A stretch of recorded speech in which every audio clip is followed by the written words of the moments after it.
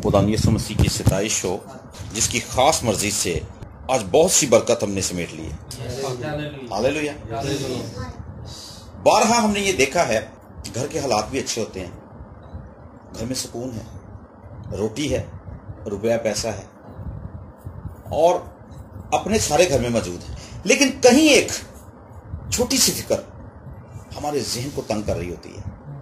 कुछ रह गया, कुछ होने वाला है। ऐसी फिक्रें ये जाहिर करती हैं कि इब्लीस हमारी जिंदगी से उस सुकून को चुराना चाहता है, उस तसल्ली को छीनना चाहता है जो यीशु मसीह ने हमें दी है।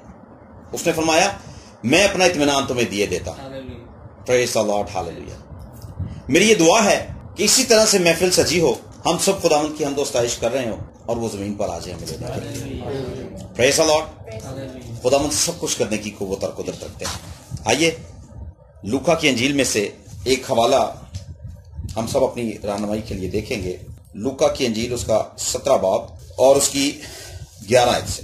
भाई दाऊद से गुजारिश करूंगा कि वो जरा पढ़ने में रहनुमाई करें। और ऐसा हुआ कि यरूशलेम को जाते हुए वो सामरिया और गलील के बीच से होकर जा रहा था, और एक गांव में दाखिल होते वक्त 10 कोढ़ी उसे मिले। उन्होंने दूर खड़े होकर बुलंद आवाज से कहा, ऐ यीशु, ऐ साहिब, हम पर रहम कर। उसने उन्हें देखकर कहा, जाओ अपने ताई काहिनों को दिखाओ। और ऐसा हुआ कि वो जाते जाते पाक साफ हो गए। फिर उनमें से एक ये देखकर कि मैं शिफा पा गया, बुलंद आवाज से खुदा की तमजीद करता हुआ लौटा और मुंह के बल यीशु के पांव पर गिर कर उसका शुक्र करने लगा, और वो सामरी था। यीशु ने जवाब में कहा, क्या 10 पाक साफ ना हुए? फिर वो 9 कहाँ हैं? क्या इस परदेसी के सिवा ना निकले जो लौट कर खुदा की तमजीद करते? फिर उसने कहा, उठकर चला जा, तेरे ईमान ने तुझे अच्छा किया। आमीन। Praise the Lord, hallelujah. कलाम मुकद्दस में यीशु मसीह के जी उठने से पहले जब वो जमीन पर थे, हमने बेशुमार बीमारों की बाबत सुन रखा है, जिसमें बहुत से अंधे थे और एक कोढ़ी का जिक्र हमें मिलता है। तरह तरह की बीमारियों के शिकार लोग हमें नजर आते हैं जब हम कलाम खुदा का मुतालिया करते हैं। लिखा कि जितने यीशु मसीह के पास आए सब अच्छे कर दिए गए, लेकिन बाइबल मुकद्दस के अंदर इतने सारे लोगों का जिक्र सिर्फ हमें यहीं पर मिलता है। ये 10 कोढ़ी हैं और 10 आदमियों को मर्ज एक ही है, और मर्ज क्या है जी? कोढ़। ये 10 कोढ़ी कभी हमारी तरह ही अच्छी पोशाक पहनते थे, बाहैसियत थे, वालिदैन थे, भाई दोस्त थे और रिश्तेदारों के अंदर ये भी रहा करते थे। उस दौर में कोढ़ का बहुत जोर था और ये अपनों के साथ रहा करते थे, अपनी औलाद के साथ, अपनी बेटियों के साथ, अपने बेटों के साथ बहुत खुश थे। और न जाने क्या वजह हुई कि इनमें से रफ्ता रफ्ता कोई ना कोई शख्स कोढ़ की मर्ज में मुब्तला हो गया। शरीयत के मुताबिक जो कोई शख्स कोढ़ का मरीज हो जाता है उससे अलहदगी इख्तियार कर ली जाती है। कितना दुख है, एक शख्स अपनों से अलग हो गया है। अलग होने की वजह क्या है? उसे कोढ़ की बीमारी लगी। वो अपनी बेटी को नहीं छू सकता, वो अपनी बहन को प्यार नहीं कर सकता, वो अपनी वालदा से नहीं मिल सकता, वो किसी अपने रिश्तेदार से नहीं मिल सकता। शरीयत के कानून के मुताबिक अलहदगी उसकी जरूरी है। एक तो ये इस कदर मोजी मरज था कि जमीन पर इसका कोई ट्रीटमेंट नहीं था।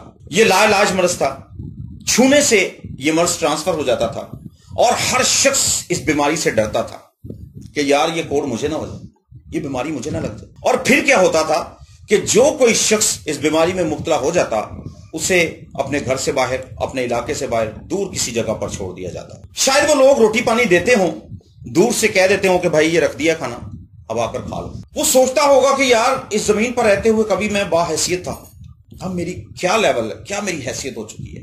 मैं अपने घर से दूर हूं, तन्हा हूं, बेबस हूं, और कभी मैं आईने में अपनी शक्ल देखकर बहुत खुश हुआ करता था कि मेरे जैसा तो कोई शख्स ही नहीं है, और ये बात भी हकीकत थी। लेकिन आज वो किस स्टेज पर खड़ा है?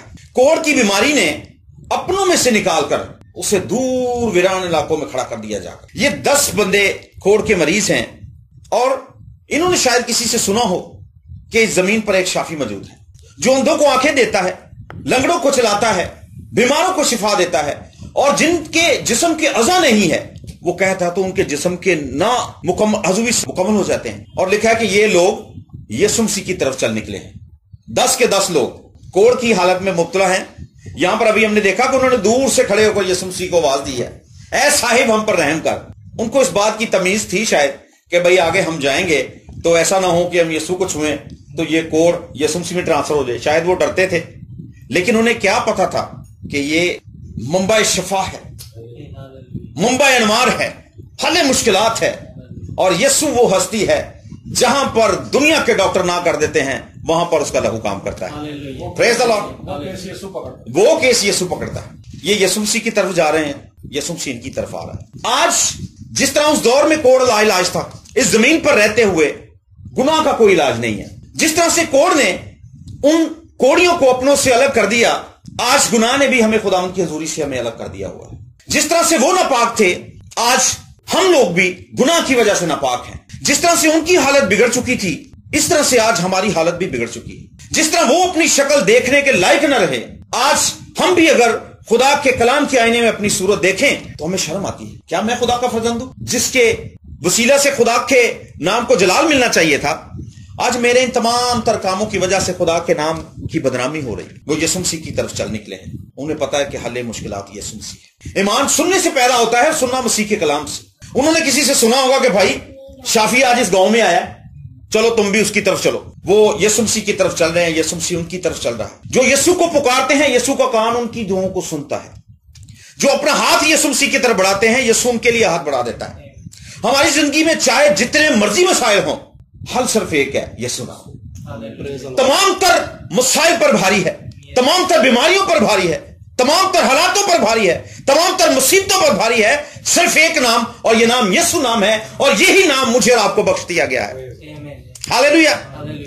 اب جب ان کی ملاقات یسوع مسیح سے ہوتی ہے تو یسوع مسیح نے کہا جاؤ اور اپنے تائیں کاہن کو جا کے دکھاؤ. وہاں پر کوئی لیبارٹری نہیں تھی. یہ شفا آلریڈی یسوع مسیح کے منہ سے ان کے لیے جاری ہو چکی تھی. ابھی وہ لکھا کہ رستے میں ہی تھے، وہ پاک اور صاف ہو گئے. ابھی رستے میں تھے، وہ پاک اور صاف ہو گئے. وہ جا کہاں رہے تھے؟ کاہن کے پاس. کاہن ایک لیبارٹری تھی، وہاں پر کوئی لیبارٹری نہیں تھی جس سے یہ ثابت ہو سکے کہ یہ بندہ ناپاک ہے یا پاک ہے. کاہن تصدیق کرتا تھا کہ جسم کے حصے پر کون سے اسپاٹ ہیں، سرخ ہیں یا سفید ہیں یا جو بھی ہیں. وہ کاہن دیکھ کر تصدیق کرتا تھا کہ اب یہ شخص کوڑ سے پاک ہو چکا ہے. اور اگر اسے وہ نشانات ملتے تو وہ بتاتا کہ بھائی کوڑ ابھی بھی آپ کے جسم میں باقی ہے. تو کاہن اس دور کی لیبارٹری تھی. یسوع مسیح کی رپورٹ ان کے لیے پازیٹیو رپورٹ تھی کہ جاؤ اپنے تائیں کاہن کو دکھا دو کہ اب تم پاک اور صاف ہو چکے ہو. تم اپنوں سے دور نہیں بلکہ اپنوں میں جا سکتے ہو. پریز دی لارڈ. اس رشتے کو جو گناہ کی وجہ سے انسانوں کے درمیان پھوٹ پڑ گئی، ٹوٹ گیا، خدا نے اپنی قدرت کے وسیلہ سے اس رشتے کو پھر سے بحال کر دیا. گناہ کی حالت کی وجہ سے ہمارا رشتہ باپ سے عدن ہی میں ٹوٹ چکا تھا. یسوع مسیح میرے لیے اور آپ کے لیے زمین پر اترے اور اپنا بیش قیمت لہو بہایا اور پھر باپ سے ہمارا میل کروا دیا.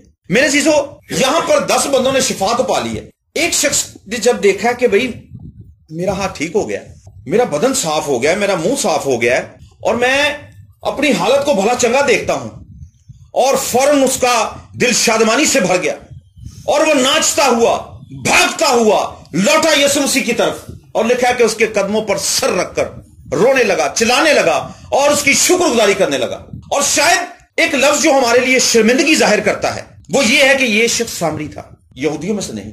آج ہمارے بے شمار مسائل ہیں، ہماری حالت اگر بگڑ چکی ہے، وجہ کوئی بھی ہو، لیکن ہمیں یسوع مسیح کے پاس آنے کی ضرورت ہے. جب ہم یسوع مسیح کے قریب آئیں گے، آپ اپنے تمام تر مسائل کا حل یسوع مسیح کی صلیب کے پاس دیکھیں گے. یسوع مسیح نے بارہا ہماری زندگی میں کام کیے ہیں. یہاں پر اس کے اپنے اس سے دور ہیں، شاید وہ دوسرے یہودی ہوں، اسرائیلی ہوں، لیکن اس شخص کے تعلق سے لکھا کہ یہ شخص سامری تھا. غیر قوم کا شخص شکر گزاری کرنے کے لیے آ گیا، لیکن اس کے اپنے اس سے دور ہیں. یہاں پر یسوع مسیح گلا کرتے ہیں، اپنی محبت کا اظہار کرتے ہیں. کیا باقیوں کو شفا نہیں ہوئی؟ باقیوں کے مسائل حل نہیں ہوئے؟ باقیوں کو اطمینان نہیں ملا؟ باقیوں کے رشتے بحال نہیں ہوئے؟ کہاں پر ہیں وہ 9 لوگ؟ آج میرے عزیزو، کلیسیا کا ایک بہت بڑا حصہ مطل پرستی کی زد میں آ چکا ہے، اس کی گرفت میں آ چکا ہے. اپنے معاملہ ٹھیک ہو جائیں، مسائل ٹھیک ہو جائیں، باقی جب کبھی پھر بیماری آئے گی ہم پھر خدا کے پاس چلیں گے. ہمارے بزرگ پادری صاحب تھے ولیم سیمول صاحب، ان کے پاس ایک فیملی آئی. اس عورت کی بیٹی بدرو گرفتہ تھی، اور جب وہ چرچ میں آئے تو وہ اس قدر اس لڑکی نے ابتری پھیلا دی، اس ابلیسی قوت نے بہت شور کیا. تمام عبادت کو روک کر پہلے اس کے لیے شفاعت کی گئی اور خداوند نے اسی وقت اپنی قدرت کو ظاہر کیا اور وہ بیٹی آزاد ہو گئی. پھر کچھ 4 ماہ کے بعد وہ عورت نظر آئی. پادری صاحب نے کہا باجی ہوں تسی چرچ نہیں آ رہے؟ کہہ رہی پاشا بدرود نکل گئی ہے فون کی لینا. یعنی کہ جب نیا مسئلہ ہوگا، نئی پرابلم آئے گی، نئی مصیبت آئے گی، نئی بیماری آئے گی، تو پھر ہم خدا ان کے گھر کا رخ کریں گے. کیا خوبصورت محبت ہے خدا کے بندہ داؤد کی کہ میں خوش ہوا جب وہ مجھ سے کہنے لگے. کوئی فریاد نہیں، کوئی درخواست نہیں، کوئی بیماریوں کی لسٹ نہیں ہے، کوئی فیوچر کی فکر نہیں ہے. اس کی فیوچر کی فکر کیا ہے کہ یسوع میرے ساتھ ہے، میرا رشتہ یسوع مسیح سے نہ ٹوٹ جائے.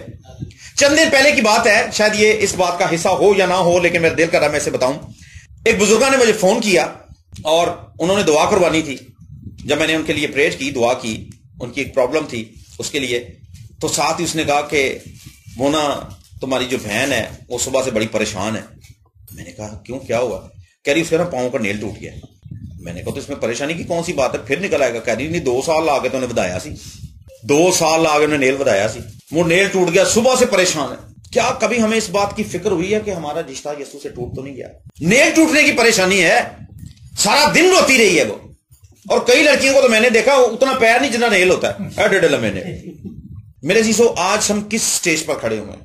کیا وہ لوگ جو کوڑ کی حالت میں مبتلا تھے، آج گناہ نے تو نہیں ہمیں چاروں طرف سے گھیر رکھا؟ ناکامی، بربادی کی وجہ صرف گناہ ہے. گناہ کی تاثیر کبھی ہمیں خدا ان کے پاس نہیں آنے دے گی. اس قدر اس میں لذت ہے، اس قدر اس میں مزہ ہے، اور اس قدر یہ طاقتور ہے. لیکن جب آپ خداوند کے قریب رہتے ہیں، وہ آپ کو گناہ کے نزدیک نہیں جانے دے گا. وہ آپ کا ہاتھ تھام کے رکھے گا. اسے پتا ہے کہ یہ گناہ میں جائے گا تو موت اس کا انتظار کر رہی ہے. میرے عزیزو، آج اس زمین پر رہتے ہوئے اگر ہماری حالت بگڑ چکی ہے، کسی نہ کسی وجہ سے اگر ہم نا امید ہو چکے ہیں، تو یسوع مسیح جو حل مشکلات ہے، جو شفا کا منبع ہے، جو سب کچھ کرنے کی قوت اور قدرت رکھتا ہے، جو الفا اومیگا ہے، اور اس کا وعدہ ہے کہ میں اپنا اختیار تمہیں دیے دیتا ہوں. وہ نہ صرف آپ کو شفا دیتا ہے بلکہ اوروں کے لیے بھی یہ اختیار آپ کو دیتا ہے، جاؤ شفا بانٹو، جاؤ نجات بانٹو، جاؤ خوشخبری پھیلاؤ. میرے عزیزو، فیصلہ ہم سب نے کرنا ہے. کیا ہم گناہ کی حالت میں رہنا چاہتے ہیں؟ اگر وہ کوڑی وہیں پر کھڑے رہتے تو شاید کبھی وہ شفا نہ پاتے. اگر وہ یسوع مسیح کی بابت تعلیم حاصل نہ کرتے تو شاید وہ شفا نہ پاتے. اگر وہ سچائی کی پہچان نہ کرتے تو شاید وہ شفا نہ پاتے. آج ہمارے بھی مسائل بہت سے ہو سکتے ہیں. شاید ہم جسمانی طور پر کوڑی نہ ہوں، روحانی طور پر کوڑی ہو سکتے ہیں. جسمانی طور پر ہم بیوٹیفل ہو سکتے ہیں، لیکن روحانی طور پر شاید ہم اپنے آپ کو شرمندہ محسوس کرتے ہیں جب ہم اپنی اصل حالت پر دیکھتے ہیں. میرے عزیزو، خدا کا کلام ایک ایسا آئینہ ہے جو ہمیں ظاہری صورت بھی دکھاتا ہے اور ہمیں اپنے اندر کی حالت بھی دکھاتا ہے. اور سب سے مزے کی بات، آپ جب آئینے کے سامنے کھڑے ہوتے ہیں نا، آپ کو پیچھے سے بھی نظر آتا ہے.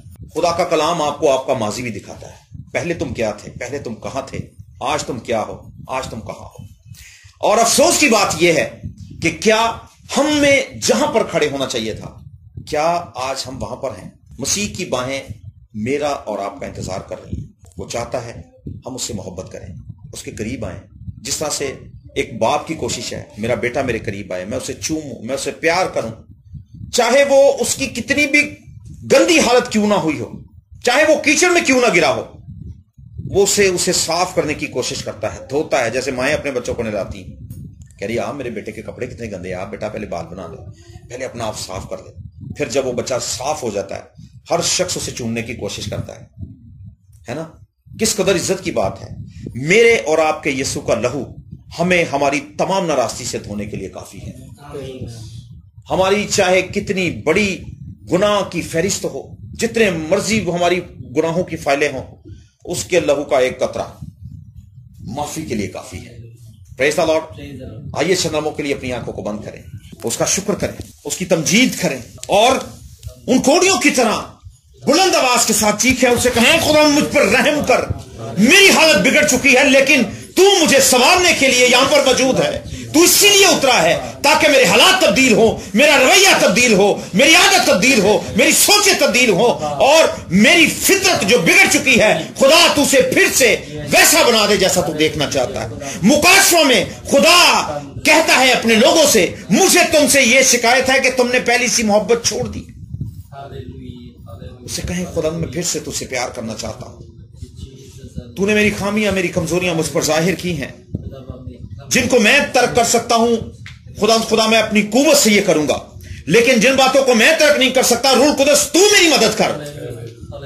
हालेलुया। मैं नहीं चाहता खुदा मेरा रिश्ता तुझसे छूटे, मैं तुझसे दूर रहा हूं, नाकाम हुआ हूं, बर्बाद हुआ हूं, पिस रहा हूं, और कहीं से मुझे कोई उम्मीद नहीं, फकत तू ही उम्मीद है जहां है। आज मैं अपना आप तेरे हुजूर में पेश करता हूं। हालेलुया। ओ खुदा लिस्टों के खुदा, तेरा शुक्र, तेरी तारीफ, तेरी तमजीद, तेरी हम्द हो। खुदावन तू किस कदर रहीम खुदा है, तू किस कदर गयूर खुदा है। खुदावन तू बेघरों को घर में वापस लौटा कर लेकर आता है, तू 99 को छोड़कर एक की फिक्र करता है, तू अपनों को बचाना चाहता है, इसीलिए तू जमीन पर मुजस्सम हुआ और तूने जमीन पर उतर कर अपना बेशकीमत लहू बहाया, ताकि खुदा तेरे लोग गुनाह की गुलामी से आजाद हो। गुनाह की बेड़ियों को खुदा तूने अपने खून की कुदरत के वसीला से तोड़ डाला। ओ खुदा तेरा शुक्र हो। खुदा हमारी आंखें तेरी मुंतजर हैं, तू आ और खुदा हमारी दुआओं का जवाब दे। खुदा इस पैगाम को यूट्यूब पर जितनी मेरी बेटियां, मेरे बेटे, मेरे भाई और मेरी बहनें सुनती हैं, उनको भी बरकत देना खुदा। और खुदा तेरी मिन्नत करता हूं, आज इस कलाम के वसीला से इस घराने को खूब बरकत देना खुदा। तेरी मिन्नत करते हैं खुदा कि तू जब भी हमसे बात करता है तो तसल्ली की बात करता है। तेरा शुक्र, तेरी सताइश हो। तेरे बेटे अपने खुदा यीशु मसीह नासरी के नाम से दुआ मांगते हैं, आमीन।